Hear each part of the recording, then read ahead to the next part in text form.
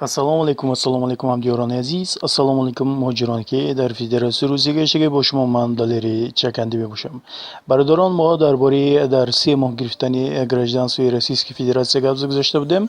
Дар онҷо ман основнои чизҳое гуфта натонистам, барои ки заряди телефон омода шуд. Қисми дуюмро мо давом метем. Акнун сар мекунем. Бародарон, дар инҷа дида истодед картинкаи бромда истодагӣ. Ман хел то ҳад имкон кашидам аз даст омадагиш. Якум дар инҷа нишон дода истодаам падар, модар ва зан ва шавҳар гуфта навистагиам. Агар падар модаратон ёки занатон ёки агар шумо занак бошед, мисол шавҳаратон гражданин Россия бошад, шумо метавонед бо основания меган бемалол ба гражданство според ва шумо гражданстворо дар мобайни 6 моҳ мегиред баъди ки споридан. Акнун экзамен нирия гуфтагиш, ин экзамен носител русского языка гуфтагиш чиз ҳаст. Инро основное гуфта мегузарам бародарон, дар Санкт-Петербург ва дар Москва ин ҷорӣ нашудагӣ аст. Ҳасту документалне, лекин дар онҷо гирифта намешавад, барои ки ФМС ҳамун МВД калонаш худаш гуфта гузаштагӣ буд. Вид на жительство хешовандонатон ягонташ мисоле ки дар территорияи России бошад дар вақти СССР, ҳамно метавонанд бемалол без вид на жительство ҳам споранд ба ин экзамен. Агар шумода вид на жительство бошад, шумо метавонед ҳамин экзаменро според. Баъде ки сертификатро гирифтед, шумо метавонед ба гражданство делаҳои худатонро дид ва дар давоми 3 моҳ ба шумо гражданствои Российской Федерация дода мешавад. Акнун бародарон, бо як чиз гап мегузарем. Дар дуни подписчикомон аз мо пурсидан, агар суди мис дошта бошад, агар метиҳад ё не.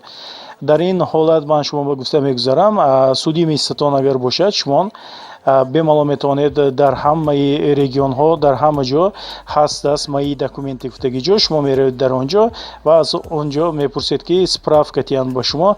Агар ҳамун шумо штраф кардаги бошанд бо ягон сабаб, мисоле ки взятка дода бошед, ягон чи шуда бошад, агар мо сабаб кити шумо ҳамаша платит кардаги бошед пулоша, шумо метавонед дар онҷо справка гиред ки ҳамун справкаи ҳамун мои документи гуфтаги ҷо метиҳад ва шумо бо ёрии ҳамун справка метавонед ба мисол вид на жительство ёки агар вид на жительство дошта бошед экзамен гузаред, ба вай дода метавонед шумо ба гражданство.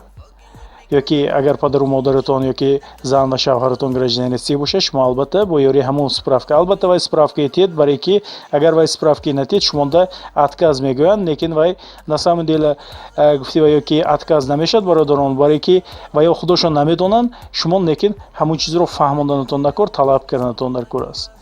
Акнун бо як дар бораи вай гуфта мегузарем. Мои документида шумо на ин ки ҳамун справка гирифта метавонед, дар онҷо шумо метавонед ҳама корро кунед, яъне кида агар набошад ининен, дар онҷо ининен гирифта мешавад ва агар гражданин Россия бошед, дар онҷо загранпаспорт падават карда мешавад, яъне паспортро прописка монда мешавад. Мои документи ин корхонаи калонтарини Россия аст дар ҳозир. Акнун бародарон, бо гуфта мегузарам дар бораи ҳамон экзаменҳо агар шумо основания дошта бошед, яъне падар, модар ва зан ва шавҳаратон агар российский гражданин бошад, шумо метавонед ҳамон районатонда мепурсед, экзамен барои российский гражданство мегӯед. Дар онҷо ҳамон камтар аст суммаш, ёки гуҷода 15 000 будагист, гуҷода 7 000 аст.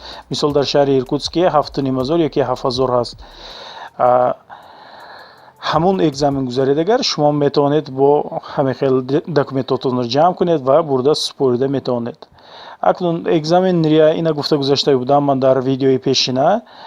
ҳамин хел шумо меравед дар ҳамун райони худатон калонтарин гу МВД Россия, Главное управление Министерства внутренних дел Российской Федерации гуфтаги ҷо ҳаст. ҳамунҷо рафта бародарон ва хоҳарон шумо метавонед экзамен спорам гуфта, яъне нависонед ва шуморо ҷиғ мезананд, шумо меред ва экзамен според. Агар ҳамаш нағз бошад, гражданство дар давоми 3 моҳ гирифтанатон мумкин.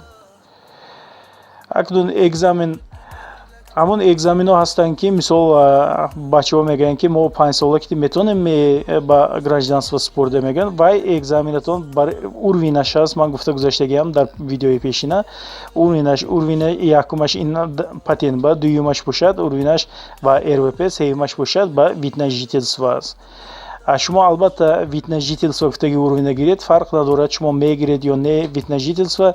شما وقتی که اومدید روسیه ده یکم بار اولین بار شما میتونید البته уровень вид на жительство رو گیرید برای که این با پاتنتتون هم میگذارد با РВП تون هم و вид на жительство تون هم میگذارد.